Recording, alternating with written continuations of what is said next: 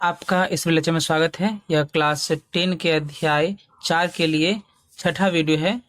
पिछले वीडियो तक हम लोगों ने प्रयोग 16 तक का समाधान सीख लिया था। इस वीडियो में हम आगे के प्रश्नों का समाधान सीखेंगे। तो चलिए शुरू करते हैं। हमारा पहला प्रश्न है प्रयोग 17। प्रयोग 17 कह रहा है, पास के ग्राम के एक आयताकार गहरी जमीन की लंबाई व चौड़ाई क्रमशः 18 मीटर और 11 मीटर है। उसके पास के तालाब से एक पंप द्वारा उसमें सिंचाई की जा रही है। पंप से प्रति घंटा यदि 39,600 लीटर जल प्रवाहित करता है तो कितने समय बाद जमीन में जल की ऊंचाई 3.5 डेसीमीटर हो जाएगी। और कहा गया कि 1 लीटर बराबर कितना होता है, 1 घन डेसीमीटर के बराबर। यानी अगर एक छोटा सा घन है जिसकी लंबाई चौड़ाई और ऊंचाई जो है 1 घन सेंटीमीटर है, 1 डेसीमीटर है, तो उसका जो आयतन होगा वो 1 लीटर के बराबर होगा। यानी 1 लीटर जल को अगर हम कहीं पे रखना चाहते हैं तो उसकी लंबाई चौड़ाई और ऊंचाई 1 डेसीमीटर होनी चाहिए। तो ये एक प्रश्न है कि 1 घन डेसीमीटर का जो है अगर हम लीटर में परिवर्तित करें तो वो 1 लीटर के बराबर होगा। तो प्रश्न है कि जो है एक जमीन जो है जिसमें जो है लंबाई 18 मीटर है और चौड़ाई 11 मीटर है, उसमें पानी भरा जा रहा है। गहराई है उसकी 3.5 मीटर होनी चाहिए। जब पानी भर जाए 3.5 मीटर ऊंचाई जो है तल का जो है जमीन से ऊंचा होना चाहिए। और जिस पंप से भरा जा रहा है उसका वेग दे दिया गया है कि 39,600 लीटर प्रति घंटा के वेग से भर रहा है वो पानी। तो कितने समय में जो है ये भर जाएगा, यानी 3.5 डेसीमीटर की ऊंचाई जो है उस गड्ढे में जो है चली आएगी, तालाब में चली आएगी। तो अगर हम इसे चित्र के मदद से समझें तो इसे इस तरह से समझा जा सकता है कि ये मान लीजिए एक तालाब है जिसकी लंबाई जो है 11 मीटर है, 18 मीटर है और लंबाई जो है 11 मीटर है। अब इसमें हम पानी भर रहे हैं तो पानी जो है इस 3.5 डेसीमीटर की ऊंचाई तक चला आना चाहिए। इतना जो हमें पानी भरना है। तो ये कब तक भरना पड़ेगा ये हमें ज्ञात करना है। तो हम लिखेंगे कि तालाब की लंबाई बराबर 18 मीटर। इसे हम डेसीमीटर में बदल लेंगे। तो डेसीमीटर में बदलने के लिए हम जो है इसे 10 से गुना कर दें, क्योंकि 1 मीटर बराबर होता है 10 डेसीमीटर। तो हम यहाँ लिखेंगे बराबर 18 गुने 10 यानी 180 डेसीमीटर। ठीक है। इसी तरह से तालाब की चौड़ाई बराबर 11 मीटर है। उसे अगर हम 10 से गुना कर देंगे तो 110 डेसीमीटर हो जाएगा। और तालाब में जल की ऊंचाई यानी जो जमीन तल से कितना ऊपर है वो, तो जल की ऊंचाई बराबर है 3.5 डेसीमीटर। इसीलिए तालाब में जल का आयतन बराबर, तो आयतन का फॉर्मूला हमारा क्या होता है, लंबाई गुने चौड़ाई गुने ऊंचाई। तो लंबाई हमारी कितनी है, लंबाई है 180 गुने चौड़ाई कितनी है 110 गुने ऊंचाई कितनी होनी चाहिए जल की, वो है 3.5। तो ये इतना घन डेसीमीटर हम इसे काटेंगे नहीं। कारण ये है कि हम जो है इसे 39,600 लीटर से भाग ही करेंगे। तो इसे गुना करके जो है कोई विशेष लाभ नहीं और परेशानी ही होगी। तो कई प्रश्न आपको समझना पड़ता है कि हाँ क्या इसे हम गुना करें या ना करें।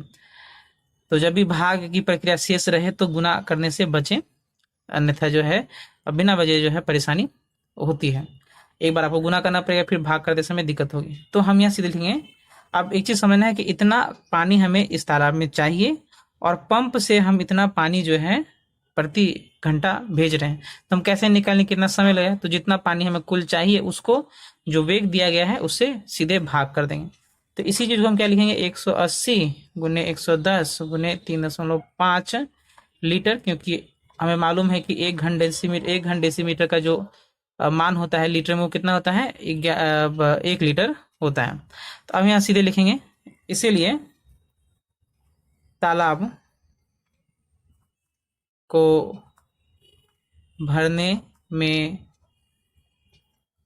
कुल समय लगेगा बराबर, तो हमें पानी कितना भरना है 180 गुने 110 गुने 3.5 बटा, और जो हमारा वेग है वो है 39,600 लीटर प्रति घंटा। तो इतना समय जो हमें लग जाएगा। तो इसे हम देखते हैं इसे कैसे जो है काट सकते हैं। तो इस दशमलव अगर हटाएं तो यहाँ आ जाएगा 10। अब 1 0, ये 0, इस 0 से इसको काट दीजिए। 10 से भाग देने का मतलब हुआ 5 से ये 2, 5 से ये 7, 11 से 11 से ये कट सकता है, 11 3 33 और 11 6 66, ये कट जाएगा 11 से।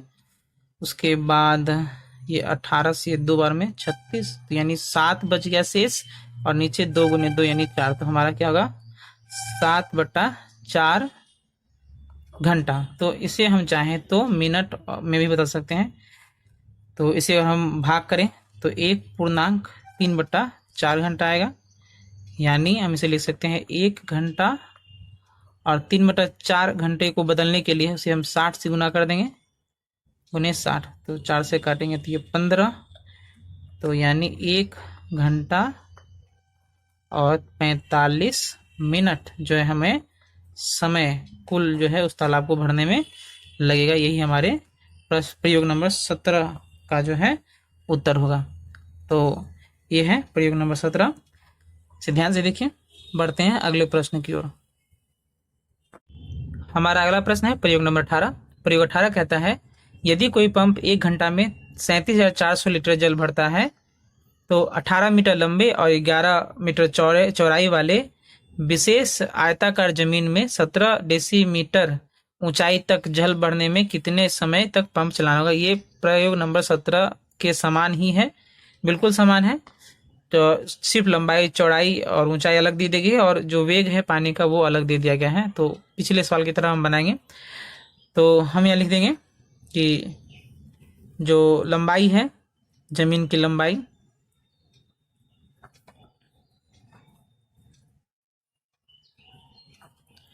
18 मीटर, इसे हम डेसीमीटर में बदल देंगे। तो 18 गुने 10 यानी 180 डेसीमीटर। उसके बाद जमीन की चौड़ाई तो वो है 11 मीटर, तो 11 गुने 10 यानी 110 डेसीमीटर। और जो ऊंचाई होनी चाहिए जल की ऊंचाई, यहाँ लिख देते हैं जल की ऊंचाई, जमीन से जल की ऊंचाई जो है वो कितनी है 17 डेसीमीटर। इसे बदलने की आवश्यकता नहीं, पहले से डेसीमीटर में है। हम डेसीमीटर में इसलिए बदल रहे हैं कि जब हम आयतन निकालेंगे तो वो घन डेसीमीटर में आएगा, और 1 घन डेसीमीटर जो है 1 लीटर के बराबर होता है। तो लिखेंगे इसीलिए जमीन पर जल का कुल आयतन बराबर, तो हम जानते हैं आयतन कैसे निकालते हैं, लंबाई गुने चौड़ाई गुने ऊंचाई। तो लंबाई हमारी है 180 गुने चौड़ाई 110 गुने ऊंचाई 17 है, ये घन डेसीमीटर इतने हो गए। इसे फिलहाल ऐसे ही छोड़ देंगे, पिछले प्रश्न की तरह ही गुना करने से कोई विशेष लाभ नहीं। आगे जब भाग की प्रक्रिया करेंगे तो ये आसानी से कट जाएगा। हम लिखेंगे इसीलिए जमीन पर जल भरने में कुल समय लगेगा बराबर। तो ये कुल जल जो है जमीन पे जमा हो रहा है, ये घन डेसीमीटर यानी इतना ही लीटर होगा, और 1 घंटे में जो है पंप 37,400 लीटर पानी जमीन पे छोड़ रहा है। तो इतना चाहिए और इतना दर है, तो इसको इससे भाग कर देंगे तो हमारा प्रश्न उत्तर चला आएगा। तो यानी कुल जल जो है 180 गुने 110 गुने 17 इतना लीटर है, भागा 37,400। ठीक है, तो इसे हम काटें तो ये और ये कट गया। उसके बाद देखिए क्या ये 11 से कटेगा, तो 11 से कट रहा है, 11 3 33 और 11 चौके 44, ये कट गया। उसके बाद 17 से ये 2 और ये 2 से 9, यानी हो जाएगा 9 घंटा जो है कुल समय लगेगा इस पूरे जमीन पर इतना जो पानी जितना कहा गया है उतना पानी जमा करने में। 9 घंटा हमारा उत्तर होगा। तो ये प्रश्न 17 के ही समान था, तो ज़्यादा विशेष कठिनाई नहीं होगी आपको समझने में। बढ़ते हैं अगले प्रश्न की ओर। हमारा अगला प्रश्न प्रयोग नंबर 19 है।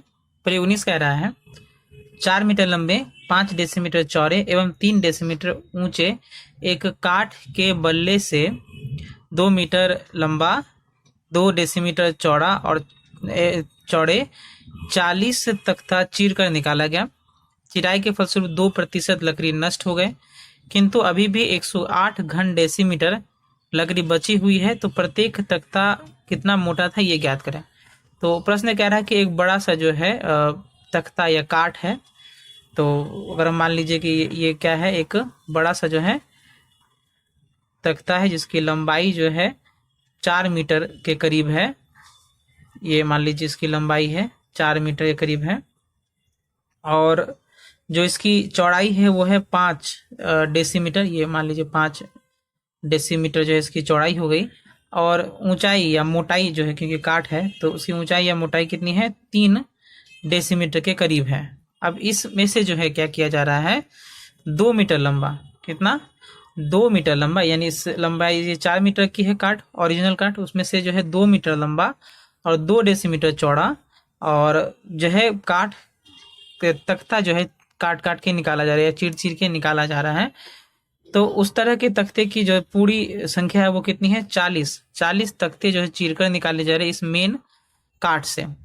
और उसके दौरान क्या हो रहा है कि अब कटाई हो रही है तो कुछ ना कुछ जो है लकड़ी बर्बाद होकर 2% लकड़ी जो है वो बर्बाद हो जा रही है, नष्ट हो जा रही है। और पूरा 40 तख्ता निकालने के बाद भी जो है 108 घन डेसीमीटर का लकड़ी जो है शेष बच गया है। तो पूछ रहा है कि प्रत्येक तख्ता की मोटाई कितनी होगी। हमें ध्यान दीजिए, सिर्फ लंबाई और चौड़ाई दे दी गई है, प्रत्येक तख्ता कितना ऊंचा या मोटा है ये नहीं दिया गया है। तो हमें इसे जो है ज्ञात करना है। तो कैसे करेंगे, हम जो है निकालेंगे पहले इस जो मेन काठ है उसका आयतन कितना है, फिर उस मेन काठ के आयतन से 2% निकालेंगे ताकि इसे पता चले कि हमारा लकड़ी कितना नष्ट हो गया है।